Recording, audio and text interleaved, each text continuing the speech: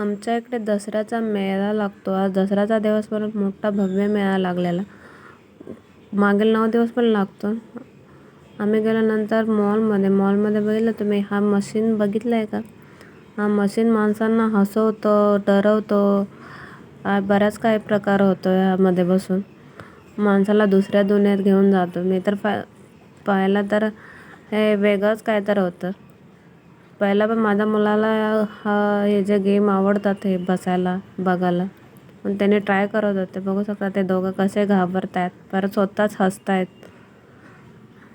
ते काय दाखवत होते काय माहिती, पण ते दुसऱ्याच दुनियेत होते. असं वाटत होतं की या दुनियेत आहेच नाहीत.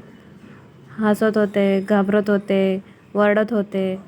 बरेच काही प्रकार चालू होता त्या दोघांचा. आम्ही फक्त त्यांना शूट करत होते कसे करतात हे.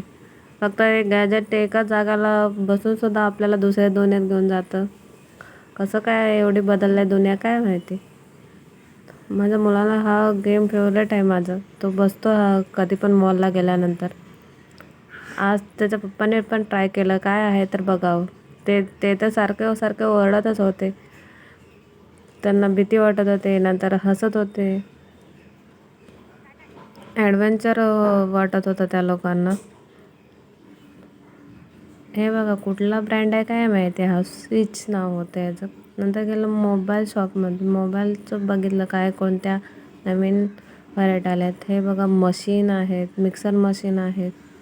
मॉलमध्ये तर खूप काही व्हरायटीज असतात. फक्त घ्यायसाठी पैसे घेऊन जायचं. फ्रीज वगैरे डबल डोअरचे मस्त काही ऑफरमध्ये लागलं होतं, कारण दसऱ्याच्या दिवशी ऑफर असतात. नंतर आम्ही असे फोटो काढले दोघांचे.